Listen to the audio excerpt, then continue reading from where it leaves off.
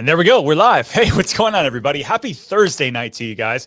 We're hanging out one of the last Thursdays of the year. I get to hang out with you guys. And so as we kind of start out tonight, let us know down below, where are you watching from? Tonight, we're diving into a lot of different information. We're talking about migration into Florida and out of Florida. We're talking about some of the bigger stories, big investments in space, and a bunch of other things like that. So I'm excited to spend some time with you guys tonight. And as we do every time, this is your show. Yes, I've got 10 different stories or so that I've curated to talk about tonight, but I want to talk more so about what's interesting to you. What questions do you have in regards to what's going on in Orlando? What's it like? Real estate, theme parks, living in Orlando, moving to Florida. What is that like? So we've got Pickles hanging out from Mineola. What's going on? We got Stephanie hanging out from Simpsonville, South Carolina.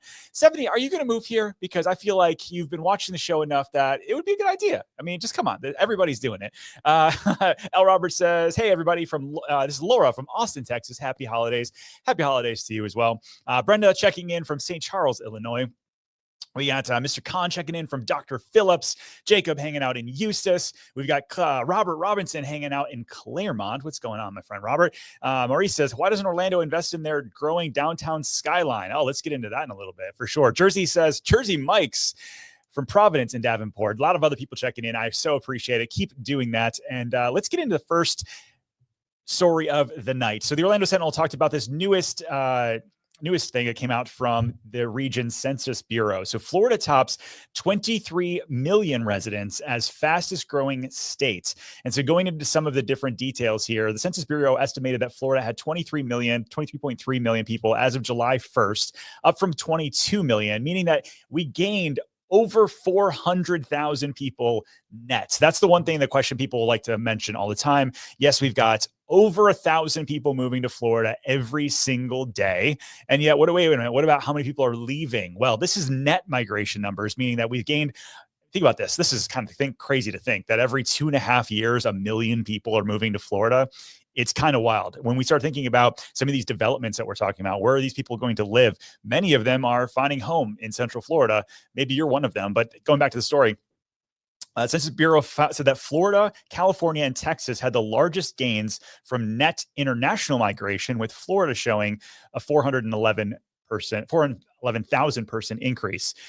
Basically, yeah, we're seeing a 2.2% increase overall, the fastest growing state in the country, followed secondarily by Texas at 1.8% growth. Does this surprise you? Is this surprising to you? To me, not so surprising. The longer I live here, the more people there are, the more things are going on. But it is interesting. I had a talk with a reporter earlier today, and she was asking me questions like, where do you see the most amount of people moving from? And I would say, there was a time where, especially during COVID, where we saw a lot of people moving from New York and New Jersey and DC and California. It seemed like that was everybody was moving from one of those 3 or 4 states. Now it seems like it's back to a smattering of everybody. It's international. It's it's Canada, it's Brazil, it's the UK, it's California, it's Texas, it's everywhere. We're seeing this mix. And the cool thing about what I do for a living and what our company does is we get to help 50 to 70 people a month relocate to Orlando. And in that, we get to hear a lot of stories and where people are coming from and why they're coming from. And it's all over age ranges. It's all over their background. Some people are working from home. Some people are finding jobs at the space like over on the Space Coast, which we're going to talk about next, but really interesting to me overall. So let's keep going back. Where else people watching from? We got Lanique checking in from the O. Good to see you. See Andy Sue checking from Madeira Beach, looking to move to Orlando very soon. We got Pumpy Bumper checking in from Winter Garden. We've got Nick RN. Well, gosh, what an amazing job you have. Checking in from Hobby Lobby and Champions Gates. Glad to be here now instead of in Philly. I tell all the people in Hobby Lobby that I said hello. And you're probably getting ready for Christmas and getting something to do, maybe Christmas, at least the holidays. So I hope you find what you're looking for at Hobby Lobby. Let's check out a couple laws coming to Florida in January 1. So breaking down Florida's new laws, we're not going to go through all of them, but the first, 1 and 3, I think, are the ones that we'll talk about tonight. So social media restrictions for children. House Bill 3 is going to go as of January 1st. This is going to basically force people that are social media that are under 15 years old, that they need to have parental permission. Essentially, you can't get on social media anymore in Florida if you're under 16. 14 and 15-year-olds can get parental permission. 13 and under cannot. That's an interesting one that got through. Let me know what you think about that. But here's the one that has to do with real estate. So building regulations, lawmakers say that House Bill 267, which DeSantis signed into law back in May, is going to simplify construction and the renovation process. And it does really two different things. One, it's going to make permits for windows and doors and garage installations, kind of like to get a little bit more energy efficiency, that they're going to go through permitting a lot very, very quick. And so that's on existing properties. Now, if you are building new, and you have a house that's less than 7,500 square feet, that they are going to require local municipalities to either approve or deny an application within 30 business days. Now, if your property is over 7,500 square feet, they're going to require that to be within 60 days. And then if it's 10 days, that they're going to say for single family residential projects, that if they're part of the Community Development Block Grant Disaster Recovery Program. And so they're trying to speed up overall construction in Florida. And so this is going to do a few things. One, they're going to make them staff up at the county level and the city level. So if you're applying for permits and you're trying to build a house, before it could be, especially during COVID, there were some builders where you'd put a contract and they would put in a permit, and they were so busy that it was taking them 4, 5, 6 months to get approval for the permit. And then another 6, 7, 8, 9, 10 months to build the house. And it kind of made people in limbo. And so I think that's what a lot of this had to do with. Now, we don't see that many problems anymore, but it will be good should we have a boom of people moving here and us needing more houses or something else like that. You kind of have some certainty knowing that you get the approval or the denial. Honestly, I think this is a good thing. Leaving things out in limbo is never a good thing. Nobody wants to go into that. So let me know what you think about those two new laws that are going to affect January 1. Mr. Tech, let's see. Mr. Tech Brandon said, Claremont's here. What's going on? John's Lake. I appreciate it. Love that. L. Robert says, moving up from Austin to Bronson Peak. Thanks to Kristen. What's up? That's so awesome. Congratulations. Dave is checking in from Oxford, Michigan tonight. JJ, Hunter Creek in the house. We got some new development going on in Hunter's Creek. Hope you're excited about that. We've got Miami checking in down. He said, I'm live. I am live. I'm so excited. I'm going to go live tonight. Obviously, you're watching already. And I'm probably going to go live one more time on a random night, probably from the home studio.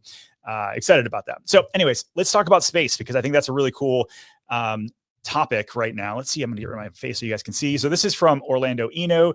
They're underneath the Orlando Business Journal. So Space Florida okays $1.8 billion Project Hinton plan for mystery company, hints at speedy construction start. And so going through the article, JC, staff writer there, he had a really great article that this is going to be over at Cape Canaveral. If you guys are unfamiliar, because many people are like, is Cape Canaveral close to Florida? Where I sit right now in Winter Garden, it's like an hour and 10 from here. But if you're in Lake Nona, it's like less than an hour drive. So $1.8 billion, and they're basically saying this Project Hinton comes with expected capital investment of almost $2 billion, creates 600 new jobs with an annual wage of $93,000. Space Florida is matching $65 million to the to-be-named company. So basically, they know who the company is, and the article goes on to say that they think it might be SpaceX that's going to be bolstering more employees here, as well as a lot more things over on the coast. So I'm excited about it as somebody who loves going outside every time a rocket takes off into space, and being able to see that here in Orlando is very cool. But we're also seeing a lot more investment. I was going through permitting data over the past day or so, and there's a lot of things that I found.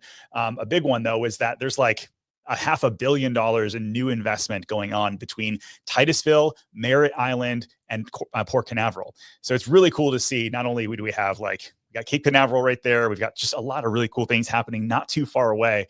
And yet there's not a lot of places to live over there. Like, yes, they're adding food halls, they're adding some other stuff, making that whole area a little bit more robust than it used to be. But many people work there and then drive back here. Actually, one of our partners over at Matic Mortgage, I know her husband works over on the Space Coast, but then lives here in Orlando. We see that a lot, and so it directly affects who we are and what we have going on here in Orlando. So that's kind of cool. I think it's a fun thing that SpaceX is really adding an extra $2 billion of investment and hundreds of new jobs. That's just good for where we're at. So let's see what else here. Oh, we got other people checking in from Brazil tonight. Mr. Santoro, good to see you. Felipe says, hello from Reunion. Good to see you, my friend. Pickle says, do I see mortgage rates going below 6% in 2025? Well, it's interesting you say that because this past week, the Fed met and they said instead of 4 different rate drops that we're probably only going to get 2, they had a quarter point tick down this past week. Do I think that's going to get below 6? I think we're going to be right at that 6 mark, if not high 5s. Yeah. And it's interesting because you think about a lot of the people who've bought over the past 2 or 3 years have interest rates that are in that 5% range. Not really in the 4s, most of them 5s plus. And so many builders right now, and heck, even sellers are willing to buy that rate down and or give you closing costs so you can buy your rate down yourself into the 5s. And so I do believe that we're going to see a really strong Q2, Q3 and 4 next year as things kind of settle back through after the election. So speaking of investments, we got an Orlando Science Center gets $1 million gift for the Cinedome update. It can't be the Sin Dome. That would be weird.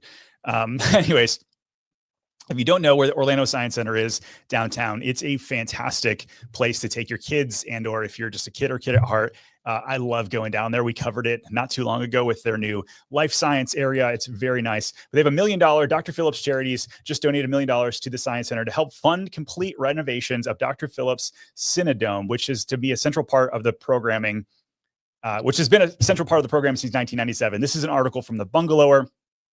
Basically, they're going to upgrade their dome to where it's going to have an 8K kind of like IMAX center that's going to be in there. And so it's going to be upgraded. And I think it's really cool. If you haven't been down there before, please do. And also if you check them out over on Instagram and YouTube, they've got a whole thing on Orlando Science Center.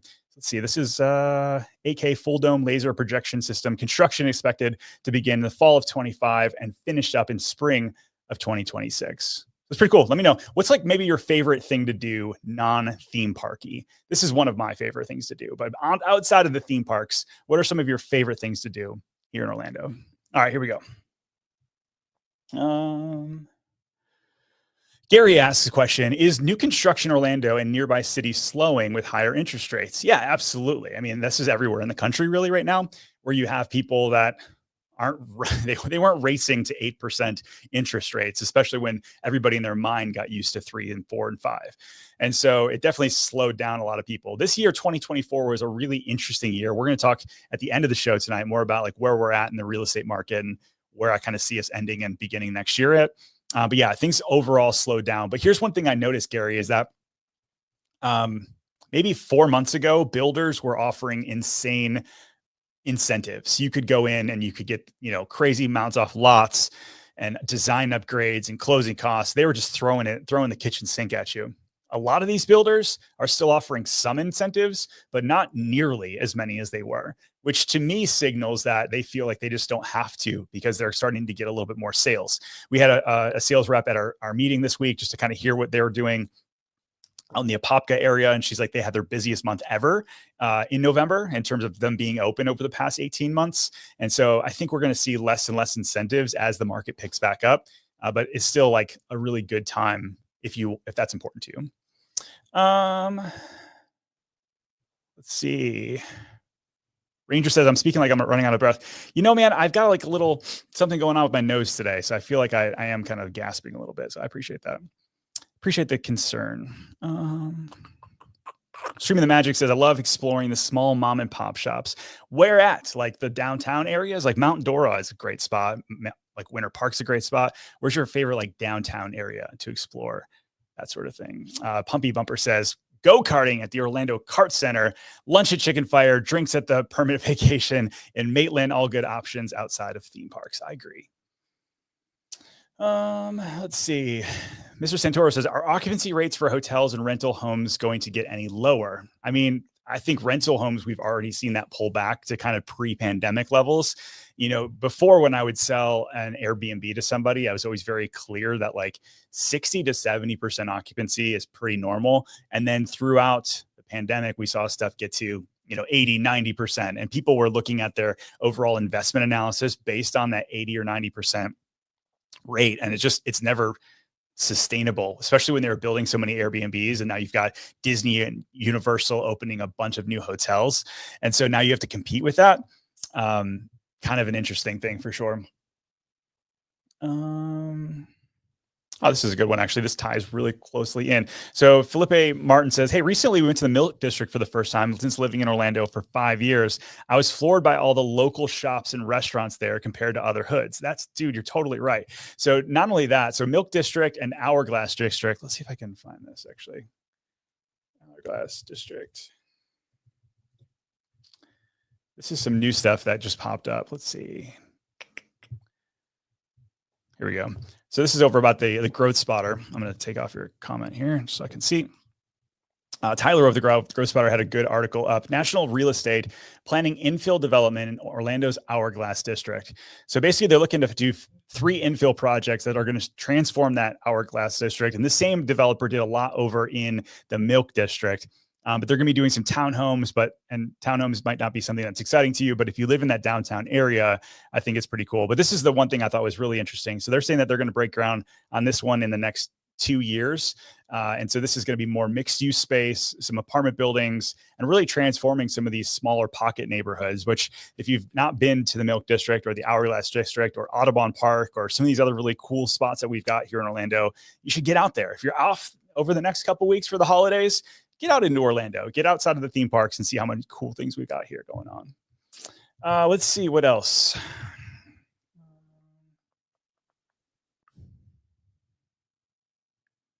Oh, Mr. Martin says, what am I feeling about that area? Yeah, I think the Milk District's, I think it's great. Like, I mean, it's one of those, I wouldn't want to say it's up and coming because it's already been up and coming for the past like 5 to 7 years. So I've sold a bunch of houses in that area. And the thing I love about it, much like any downtown area, but especially Orlando, is that you've got so many mixed kind of different real estate and then a lot of mom and pop shops.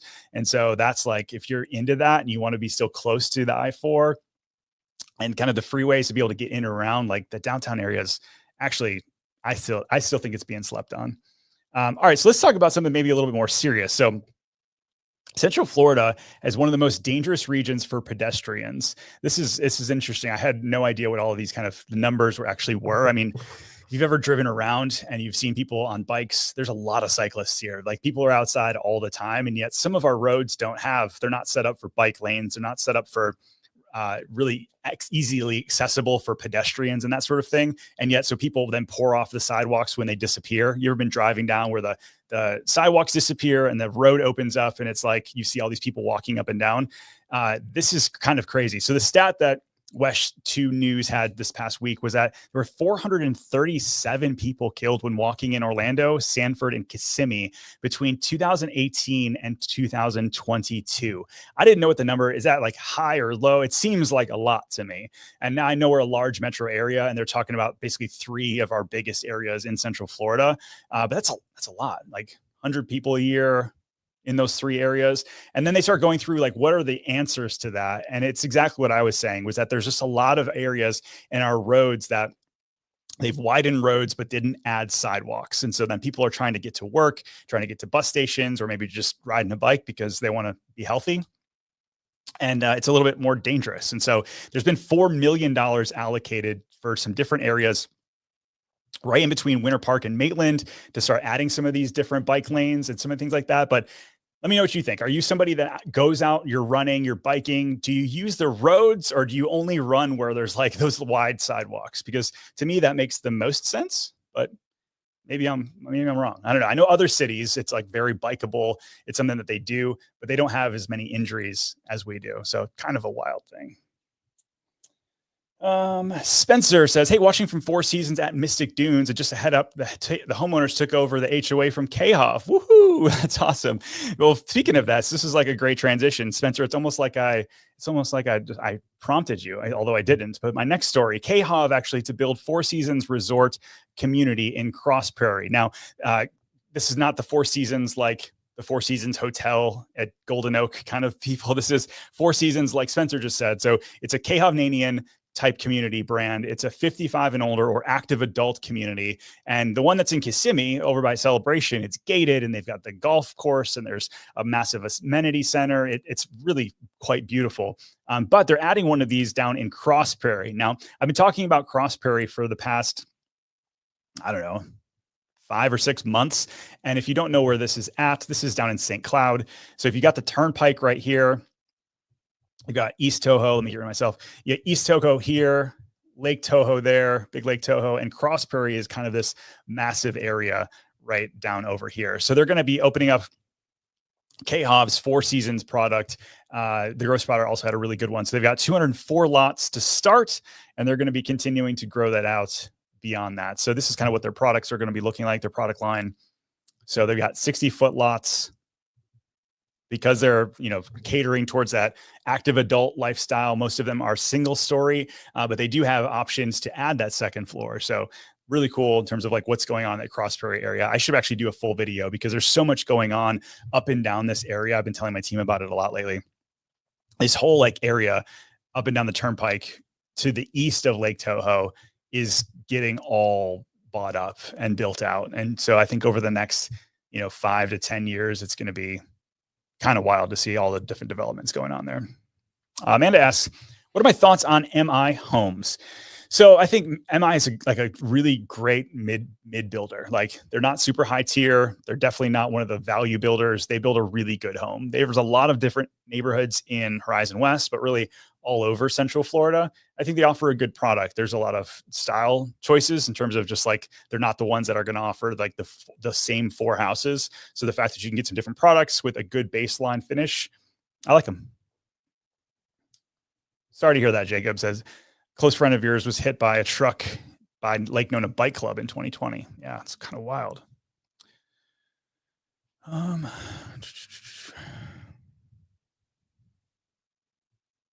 Let's see. So Jacob asks, do I see any possible migration in the long run to Lake County areas such as Mount Dora and Eustis? Yeah, Jacob, for sure. I mean, if you think about everything going on in that area, the lake, like Mount Dora, Lake County in general is blowing up, but Mount Dora and Eustis, I think, are still the affordable plays in those areas.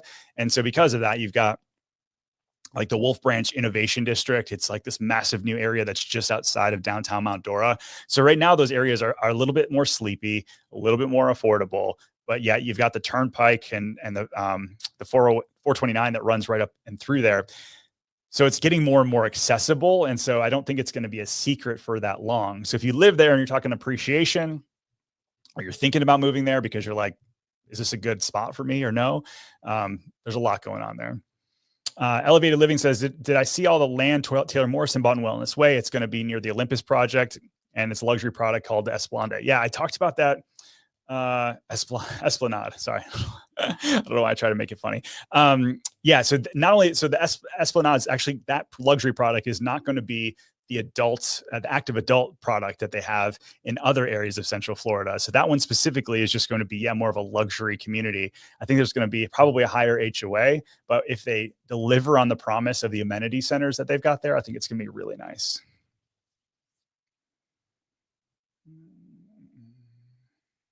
Spencer says, the bike and on the pedestrian paths are a great solution near utility right away connections. Yeah. Residential commercial destinations. I agree. I mean, there's so many, I mean, other than funding and actually doing it, there's no reason. I mean, there's plenty of different ways that you can get up and around areas. I think they've done a good job in downtown Orlando where they're starting to do more overpasses. There's this massive, oh my gosh, I should show you guys this real quick. Let's see. There's a massive overpass on iDrive that they're doing. It looks insane. Pedestrian, which is like greatly needed, because if you've ever tried to get from north to south iDrive, it's not awesome. Let's see. This thing looks crazy and crazy cool, actually. Hold on a second. Let's see. There we go. Get rid of myself there. This is what it's going to be like. You're going to have Sand Lake right here and then iDrive, and it's got this sort of like X crossover. This is one of the original iterations. You can see the original McDonald's, or the world's biggest McDonald's over there. This is another iteration that they were kind of thinking about, but it's currently let's see, considering new iDrive pedestrian. Let's go here. I thought this was approved. This is July of 23. Yeah, so this has already been approved now since then. So this is good. I mean, this is the kind of stuff we're talking about, trying to get a little bit more pedestrian friendly in Orlando. I mean, think about like that whole area with the buses and just everything else going on there. It definitely needs it. Let's see. What else are we talking about tonight? Hello from George Cook from Alabama. Good to see you, sir. All right, so let's talk about this new one. So KFC's SAUCY restaurant to open in Orlando this week. The first one's going to open up at 502 South Alafaya Trail, according to the spokesperson. So what the heck is this SAUCY by KFC? To me, it kind of looks a lot like, I would say maybe Huey Magoo's meets Chicken Guy. Like, hold on, let's see.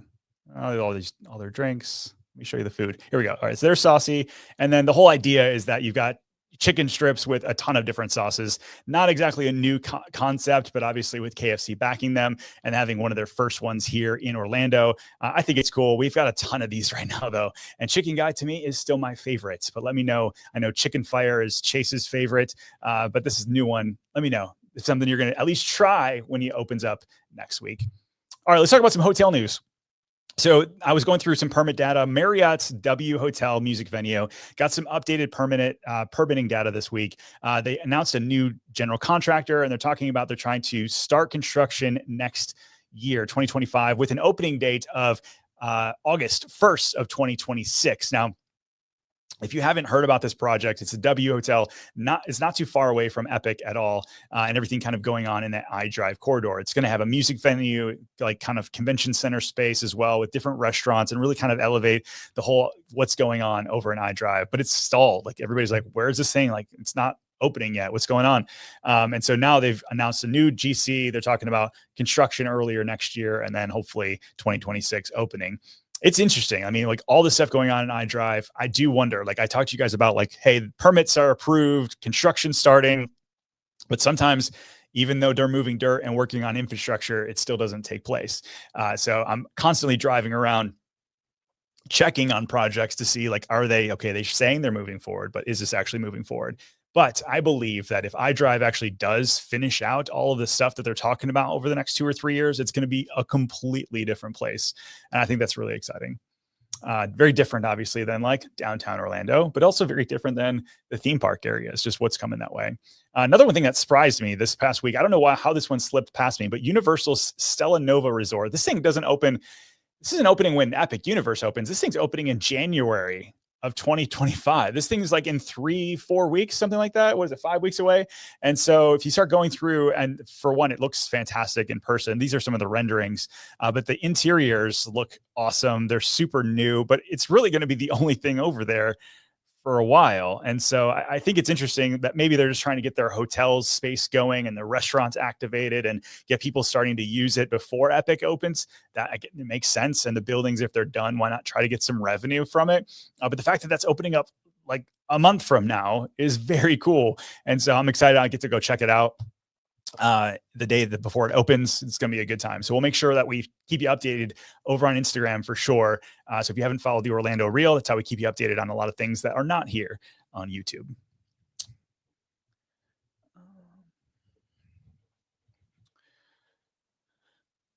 JJ asks, is Waterlin the next Lake Nona or Winter Garden? I would say that's what they want it to be. I think they want it to be the next Horizon West for sure. Let me show you here. Waterlin. Big vision, small town. This is another one very, very similarly. If you look here, this is over like Lake Toho. We talked about the St. Cloud area. Florida's Turnpike goes right through it on both sides. And so they're going to try to activate the lakefront, which hasn't been done in this area really well anyways in a very long time. There's some old fishing camps that have been changed. There's a whole bunch of other things that have been changed in this area. But Waterlin, I think, is going to be one of those areas. I'm like, I don't live on that side of town, but like I'm just a big fan of like how they're taking a lot of that land that's already connected to some of the turnpikes. And yes, like it's going to be more crowded and there's a lot of things that are going to go on in the area, but using some of those spaces that are actually fairly easy to get to, I think is going to be very, very popular over the next 5 to 10 years. Foxhound said, I went to Restaurant Row and had some great Japanese barbecue. Let me know where you went, man. Marie says, I'm moving to Orlando from Tampa next year. This channel content helped me come to this decision. Thanks for all the great videos. Look forward to seeing Orlando's future growth on the horizon. Well, that's awesome to hear, Marie. So thank you so much for watching and welcome to Orlando. Make sure you say hi if you see me out and about.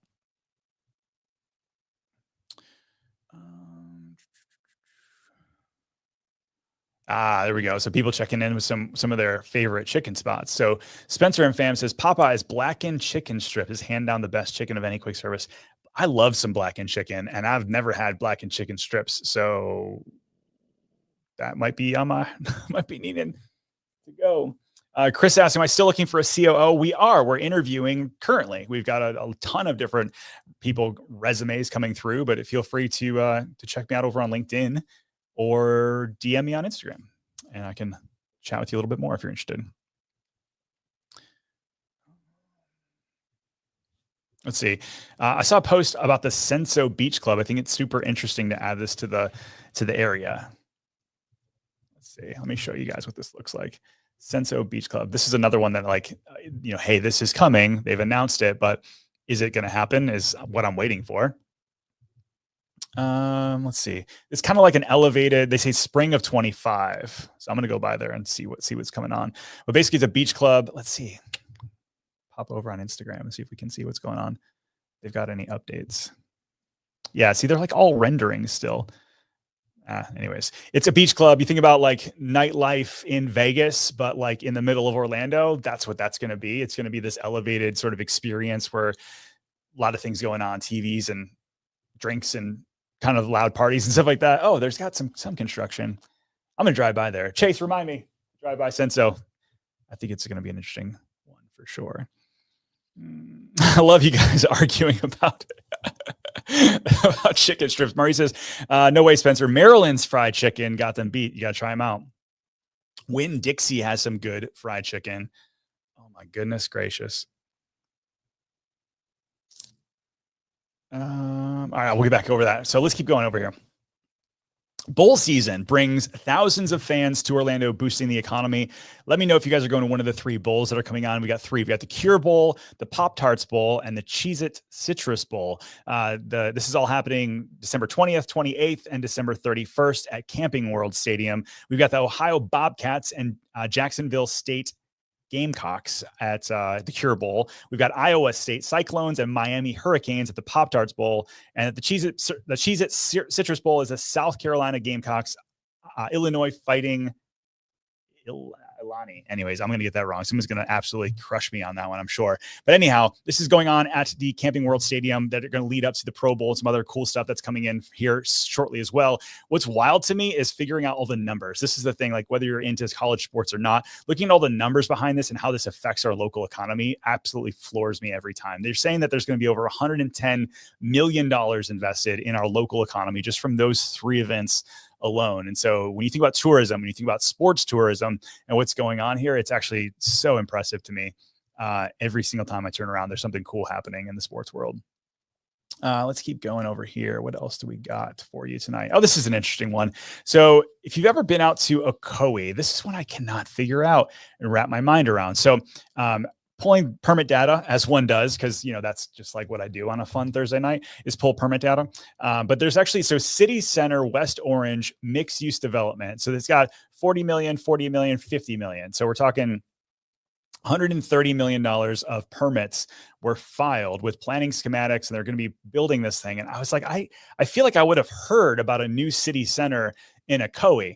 And going back, it's been interesting because I had to go back to 2017 when I saw the city center. This was on the OBJ, February 2nd of 2017, by the way.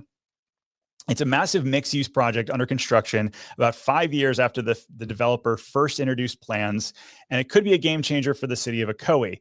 I've missed it, but this is all the stuff that they're talking about. And on their website, they were showing different renderings, and they're showing different things from the city going on. But this is what it's going to look like. This is like the last they updated was 2021. Let's see. This is what it will look like when it's finished. And when you started going through some of the different docs, they were talking about how there's going to be 5,000, 5,000 residences within like a very short period of time. On their website, they said they've got like Macy's and Sprouts and some other ones. But then I couldn't go back through this. So let me know. I'm like crowdsourcing this right now because I was going through the permits. I'm like, a huge thing like that, 5,000 residences in one area with a ton of different retail on the bottom.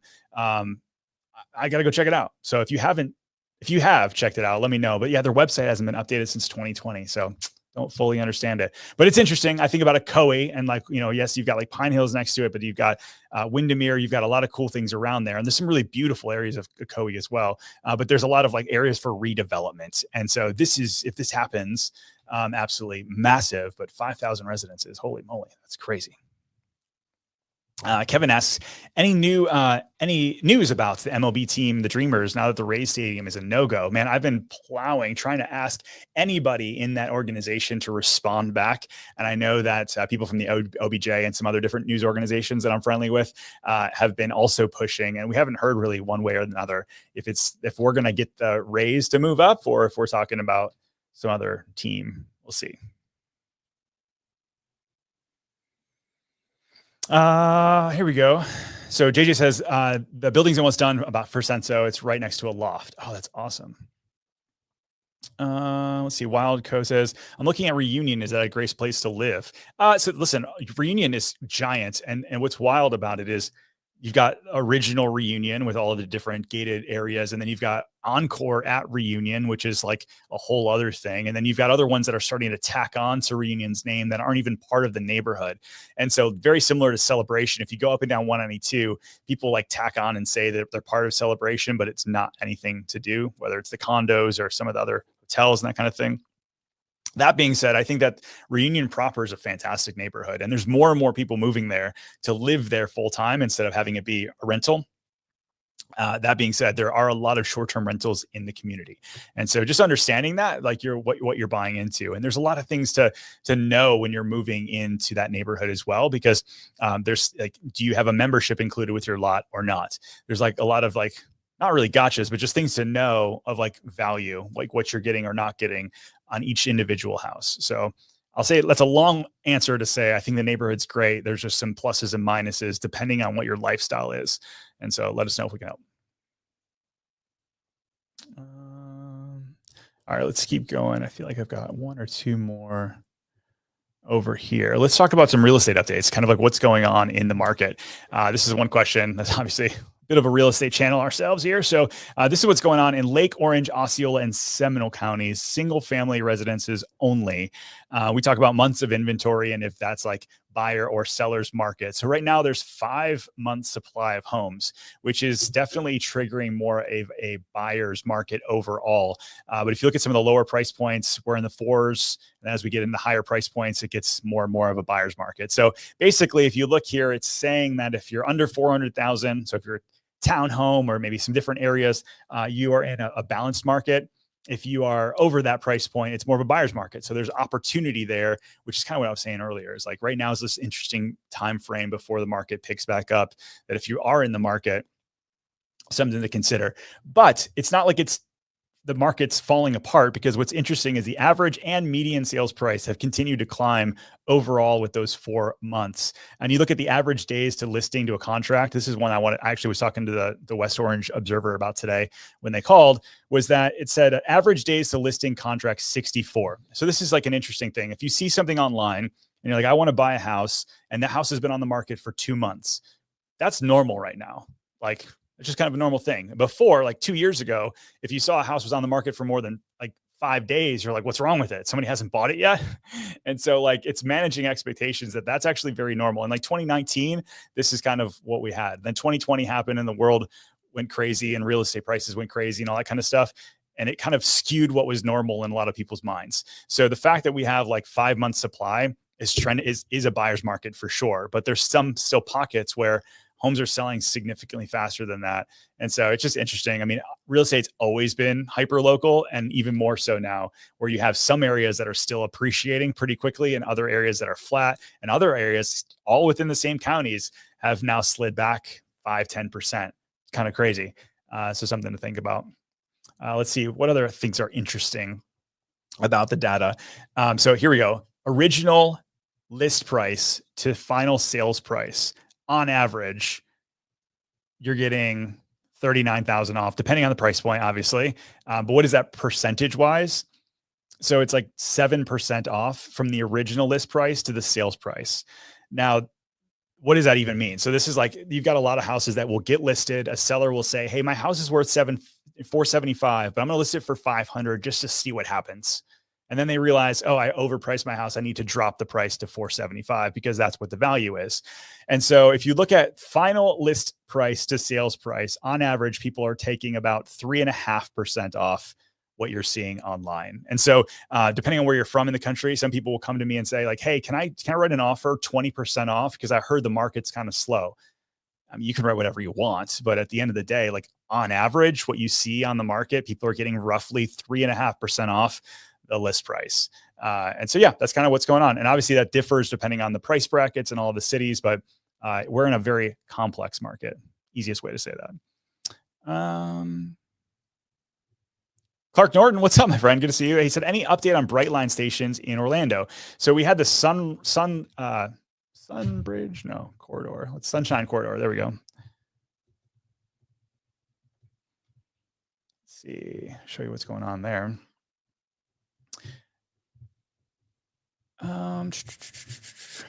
Dang, sorry. They don't have any updates like that, at least in the past 2 weeks.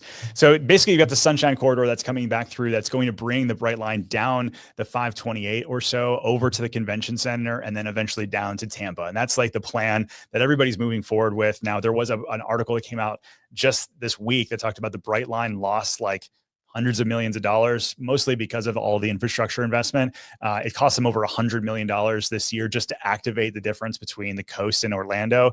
And so my guess is that they're probably going to try to see a little bit of money come back in. They're reissuing bonds. I think they've got like $3 billion in debt.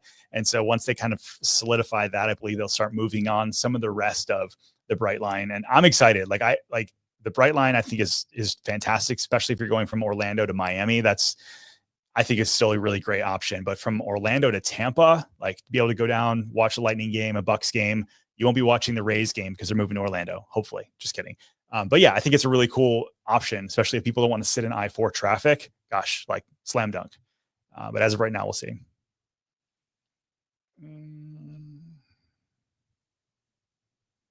JJ says, what are some of the most underrated neighborhoods in Orlando right now, and what makes them great for long-term investment of quality of life? Why so many transplants only know about new neighborhoods? JJ Hernandez wants me to tell you about Hunters Creek, that's for sure.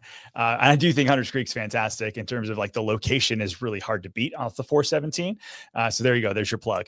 Let's see. So yeah, outside of like Horizon West, Lake No, we talk about those all the time. I think that like there's some sleeper areas like Apopka that's seeing a big growth. You've got Wild Oaks there.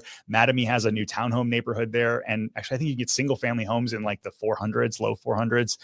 There's some different areas that are outside of the more emerging areas that aren't as far as you think. I think Mineola is great. I think the Claremont area is still booming. So there's definitely some stuff if you're willing to get a little bit farther out. Again, the St. Cloud area, you've got some established areas already as you wait for some of the new stuff. I think all of those are kind of options that you should probably consider.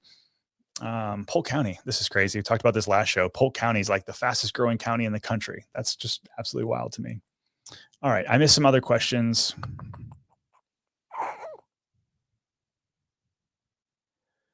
Ronaldo says, have I heard about the new AAA high school being built off Nova Road? Yeah, we talked about this. So yes, that's going to be the relief school for the the Sunbridge area, basically, because they only have the K-8 that are inside the neighborhood. Is it going to be a AAA high school? It's going to be a relief high school. It's going to take a lot of people that now drive 40 minutes to get, or 30 minutes, and obviously make that much more obtainable. Kim says, speaking of fried chicken, I'm eating Publix chicken right now.